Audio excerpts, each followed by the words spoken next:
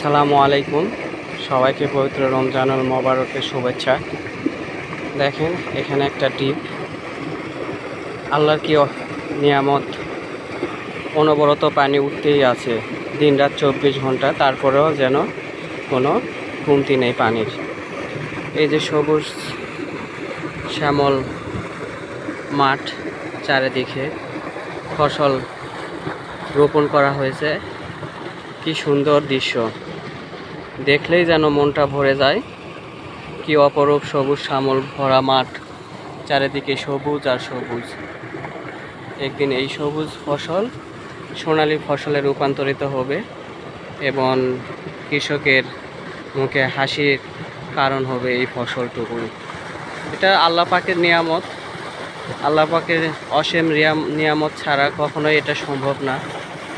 কোনো পরিচর্যা নেই ঠিক মতো, কোনো দেখভাল নেই ঠিক মতো, তারপরেও যেন মনে হয় কে যেন তার অশেষ রহমতের দ্বারা এই ফসলগুলোকে পরিপূর্ণ করে তোলে। সবই সুবহান আল্লাহ, সবই আল্লাহ পাকের ইচ্ছায়। এই যে পানি, এই পানি এক সাইডে এখান থেকে পানি আসতেছে, এক পানি চলে যাচ্ছে এই যে উত্তর দিকে, এই সবগুলো মাঠে, আর আরেক অংশ চলে যাচ্ছে এইদিকে দক্ষিণাঞ্চলে। এই পুরো মাঠ কভার করবে এই পানিগুলো। আজকে এই পর্যন্তই।